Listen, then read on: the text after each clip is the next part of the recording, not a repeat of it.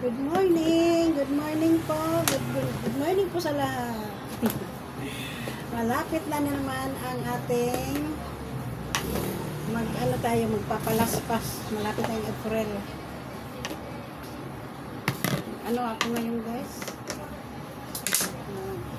Re-repack ng asukal. Naubos na ako. Yan pa naman madaling bilhin ng tao pag sila nagkakape. Re-repack na naman ako. Pagkatapos dito, ano naman, mantika. Mayroon pa naman doon, 2 piraso na lang, pero re-repack pa rin ako kayo. Mamaya, bibilihan na ng mga tao. Gusto nila yung tingi-tingi eh. Kasi mantika ngayon, medyo mataas na naman. Kaya gusto nila yung mga tingi-tingi lang na bibili nila. Sa akin, tigli 5 piso. Puro 5 piso lang ang mga ano ko. Animigat ka. Wala palang kutsara.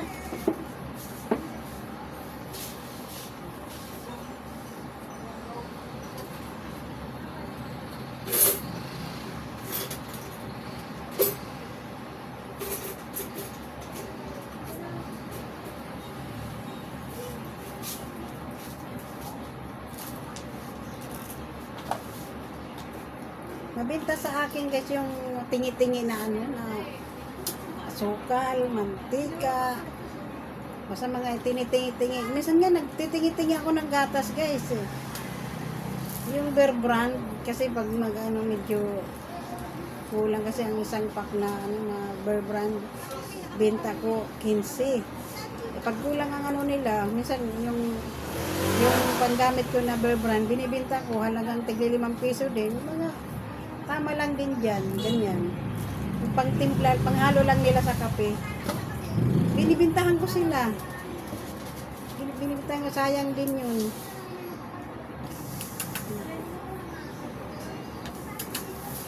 Ganun, tig 3 kutsarang ganito, 5 piso. Yan siya guys. Yan. 5 piso, 3 ganito.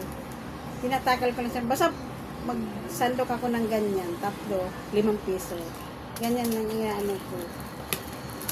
Okay naman oh. Diba? Ang mga 2 baso na yata itong timpla. Pangit naman pag sobrang matamis yung kape. Ano nga ngayon guys, nakikita ko dito yung mga pusa, aso dinadala nila. Papabakuna yata. Hindi ko madala-dala kasi nga matulog pa yung mga anak ko dito. Yung 3 pumasok na. Yung nandito, 2 pa natutulog. Ay 3 pa natutulog. O, diba guys? O, diba? Kasakot lang sila. O. Kasi ganito. 3, 5 piso. Yan nga mabenta sa akin mga tingi-tingi.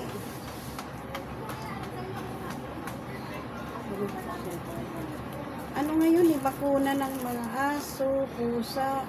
May mga pusa naman ako dito, may mga aso din ako.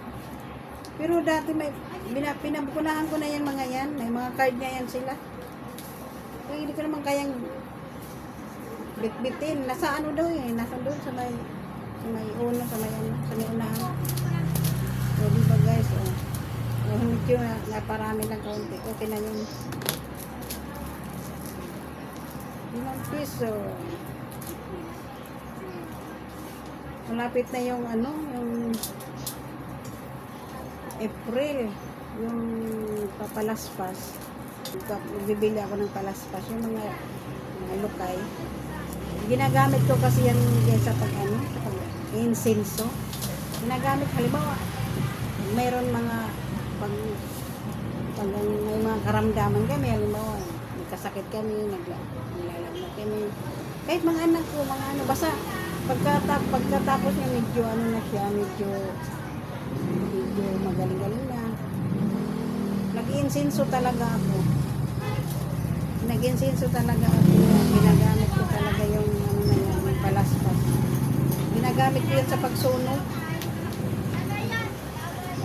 Ginagamit yan, kaya hindi ko pinahakbangan din yun pag ano, pag nagkakaroon ako ng ganyan, palagi lang nakasabit sa ano. Nag-i-incense ako yan tuwing Biyernes, minsan Martes, inaano ko yan. Lalo na yung hindi pinapawisan, na alam mo, hindi ako pinapawisan, hindi ako, yung anak ko hindi pinapawisan, ganyan. Nagpapausok ako ng insenso. Inaanuhan ko siya, pinausokan ko siya, tabak-tak na yung pawis dito. Maganda yun. Maganda yung ano, yung insenso, tsaka hindi, di ba, mausok, hindi man masakit sa ilong yung mabango pa. Kaya pag may palaspas, halimbawa ganito, magpapalaspas na naman. Nabili talaga ako ng mga ano na yan, yung mga lukay-lukay na yan. Kasi dito yung kapitbahay ko nagtitinda niyan. 50 yata isang ano. Kasi alam ko 50 dati. Naubos na yun, nasisimot ko kasi nga pag nag-insenso ako, pinuputol ko, sinusunog ko siya, sinasama ko siya sa insenso na sinusunog ko. Nag-insenso ako lagi.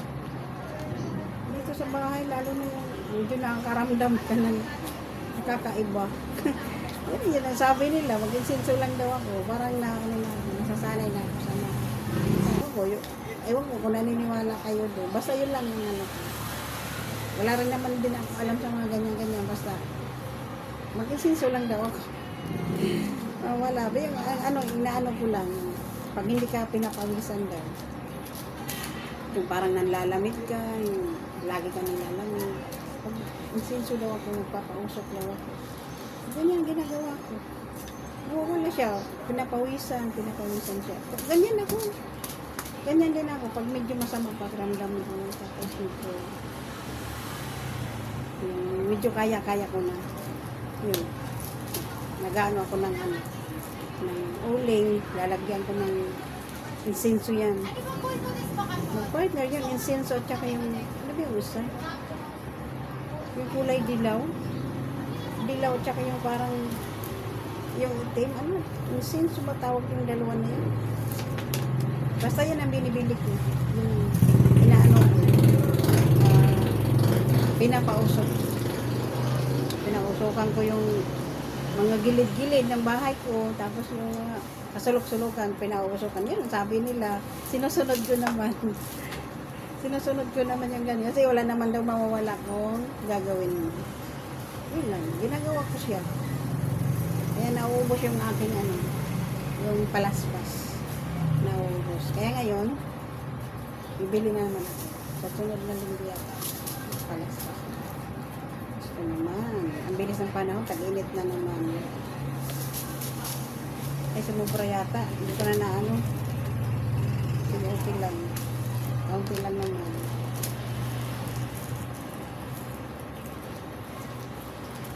Kumusta po kayo?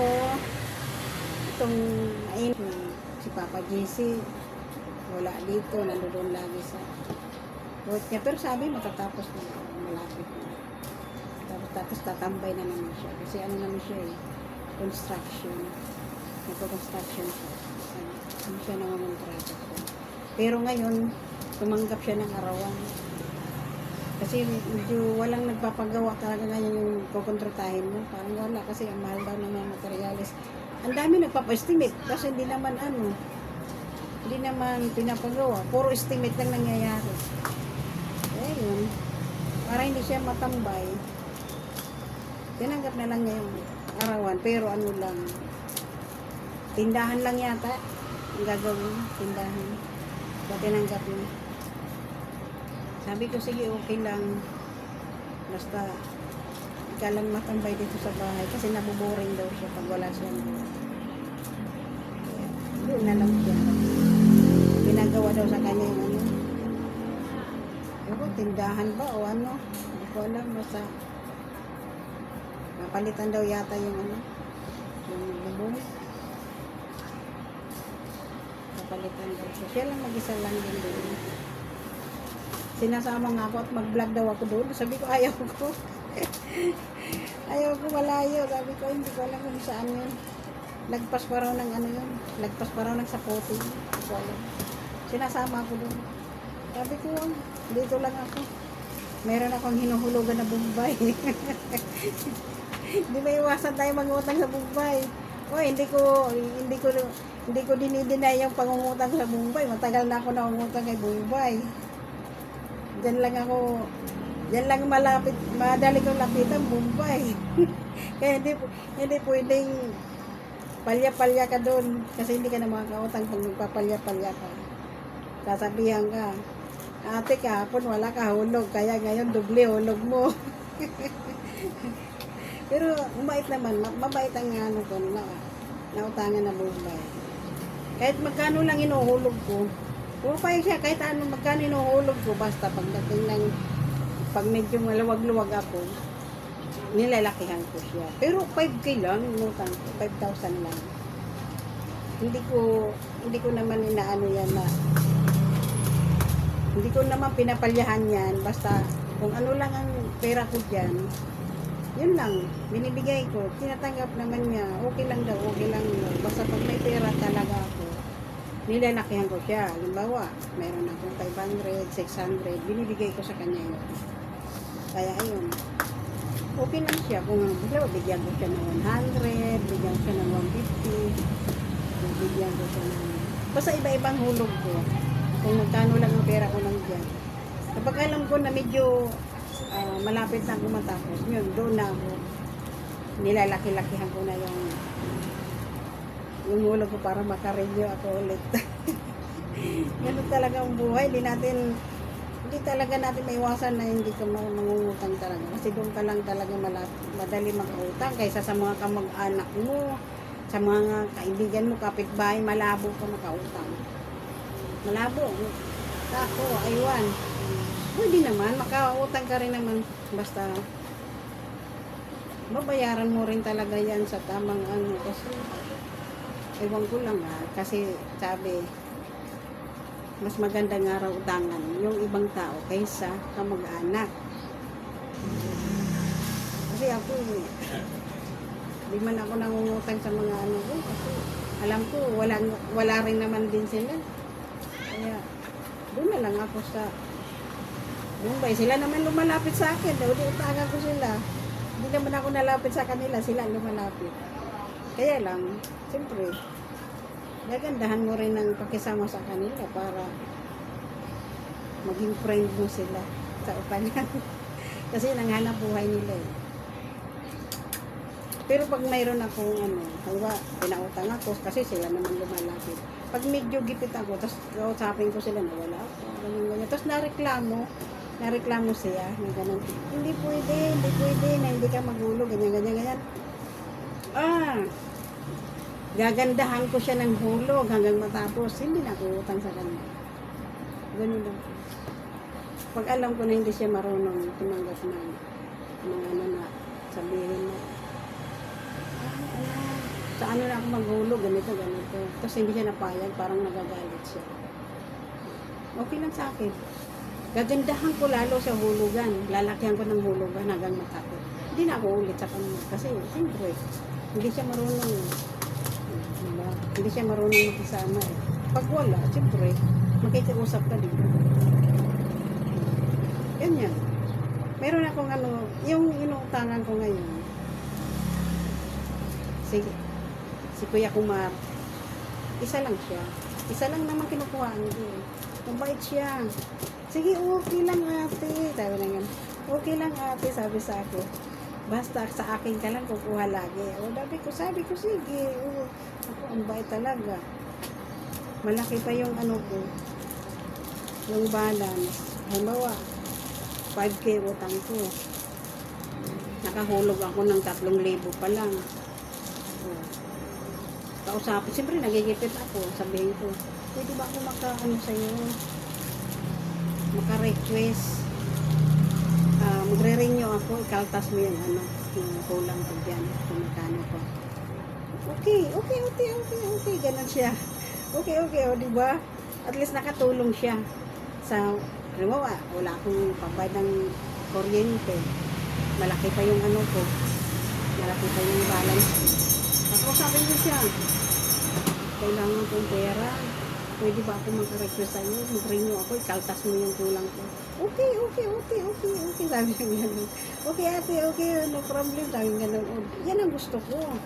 Yan ang gusto ko. Na, hindi ko naman hinahangad na malaki ang mahahawakan ko. Basta yung problema ko na mga bayarin na kailangan kong bayaran, makasolve ako. Okay, pumapayag siya gano'n. Maganda. Magandang ano ko. Magandang pakisama ko rin sa kanya. Ganun ako. Maganda siya.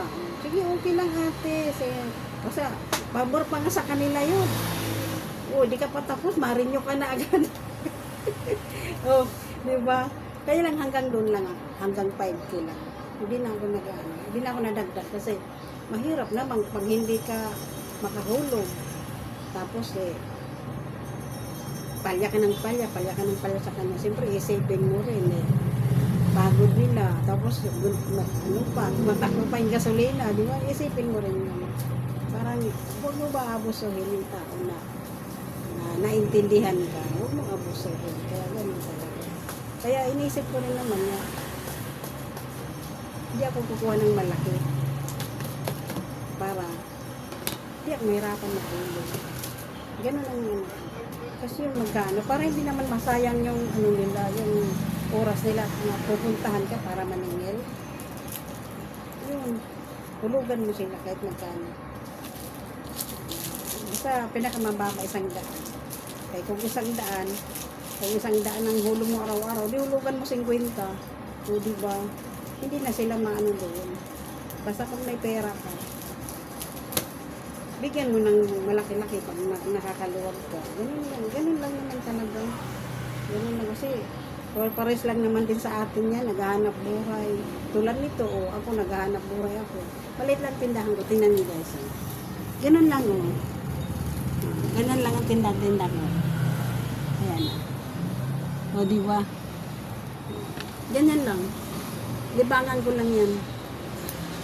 At least, wala pa man sahod si Kapagise, makakabili kami ulam sa kaunting binta ko. Yan, hindi ginagawa. Ayan, maraming, nalaglag. Buti hindi sumabog. Diba? Tingnan mo guys. Pagkatapos nito, mantika na naman ang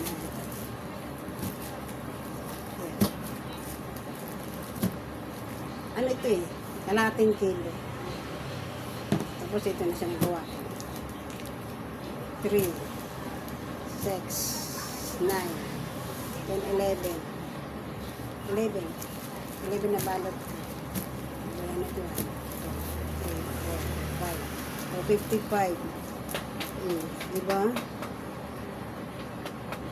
55. Ito na pinakatubo. Ito pinakatubo. Ito. Puhunan na to. Pero maano ba to? 55. May tubo ka na dito. Ito pa. Kalahating kilo to. Diba? Ganun lang. Kahit pa paano. May tubo ka na. Huwag mo na isipin yung plastic. Natural lang. Natural lang yung plastic tsaka pagod. Basta ang puhunan may balik lang. Hindi ko na iniisip yung mga plastic yan. Tsaka yung yung pagod, hindi ko na iniisip yan. Basta yung puhunan, lumagpas siya sa puhunan. Yun na lang. Ganun lang yan. Kasi ang plastic naman, matagal maubos $100 sa raso yata. Marami pa naman magagawa yan. Ngayon, puputulin ko siya. Puputulin ko siya. Diba? Ano na siya? Yun. May bibintang ko na siya ng 5-5. Yan na siya. Yan. Diba? 5 piso na siya. Lalagay ko na siya dito kasi naubusan. 5-5. Cornstarch, harina, asin, munggo. Nagano, asin yung sa munggo medyo mataas 10-10. 10-10 bigla. Basta yung sa akin dito tinda, puro tingi. Tingi talaga. Kasi pinupuntahan ako dito kahit yung mga nandoon sa may mga oro eskinita, pinupuntahan ako dito kasi nga mayroon daw ako mga tingi-tingi sa ibang tindahan wala eh. 1/4 lang kasi siyempre hanggang doon lang ang pera nila. Kaya pagbigyan natin kasi kahit pa paano may tumubo naman. Naku guys, ang hali na naman guys. Magluluto na naman ako. Meron akong lulutuin na ulam. Ang lutuin kong ulam na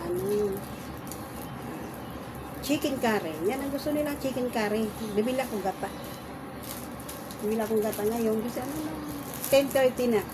Tama lang. 10:30 magluluto na ako kasi siguro 11 gising na mga yun. Gising na.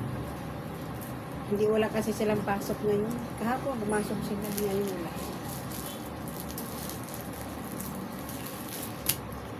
Thank you guys. Luluto muna ako, punta muna ako sa palengke, bibili ako ng gata. Mamaya ipapakita ko rin sa inyo yung luto ko ng chicken curry.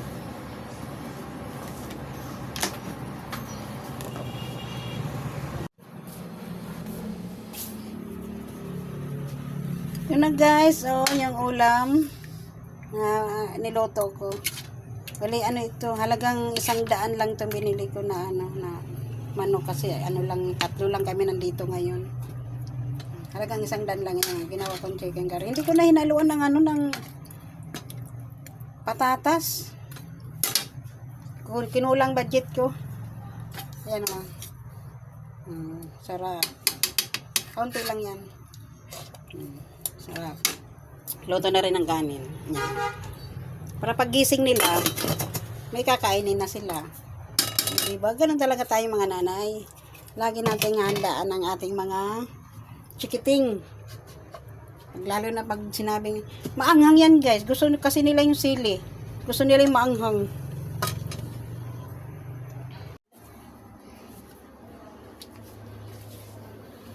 Pag maubos na yung sabaw, tama na to. Aking CR may ilaw pa. Patayin ko yan. Sayang kuryente. Ay, mataas naman yung kuryente. Itong aking alaga, nag-aantay. Nag-aantay ng pagkain. Silipin ko yung mga bata kung tulog pa. Silipin ko lang. Ito, tulog pa, Tulog. Sisilipin ko lang kung mga tulog pa. Ay, mga tulog pa. Ay, gising na si Bunso. Good morning. Good morning, Bunso. Gising na pala kayo. Ay, Nard. Ano yan? Nagtatanong mama mo kung ano daw yung 1 month na inano mo? Wala, sa laro yun. Ha? Sa laro. Nagtatanong siya, baka ano ba yun? Na ibig sabihin na 1 month, nakita ko sa mind niya. Nag-aalala siya, baka daw sa Diba? sa trabaho. In-text ka na? In-text ka na? Sinagot mo. Sabi ko, baka naman sa pista, kasi malapit ang pista nyo.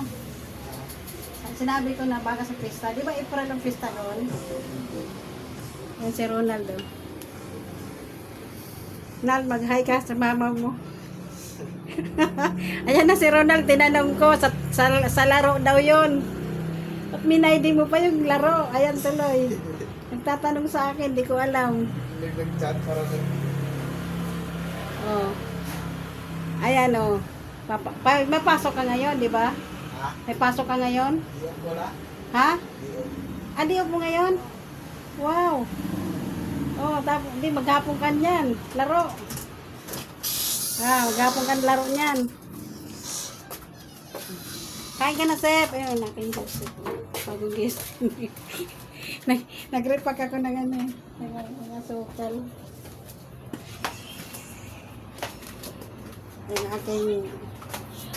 Yung aking anak, si Mark Joseph.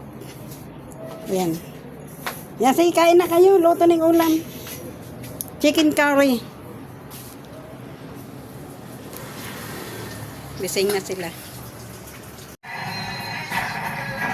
Ayan guys, kumakain na si Joanna. Ulam niya chicken curry. Siya nagbabantay ngayon ng sa Xerox kasi umalis yung kuya niya. Joanna, ikaw daw magbabantay. Umalis ang kuya mo, pumunta sa City Hall, may kailangan lang daw pupuntahan. Joanna, good morning. Mag-hi ko muna, good morning. Hi. Nagigising lang yung anak ko, si Joanna Bell. Sabi ko, kumain ka muna. Babantayin mo raw yung chef niya.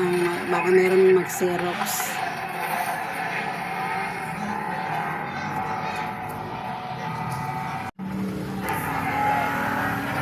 Ito ang tindahan ko dati, guys. Dito ang tindahan ko. Ito talaga ang tindahan ko. Nilipat ko lang doon sa may bintana. Ito, ginawa ng chef ng anak ko. Panganay. Bumili siyang ganyan. Yan.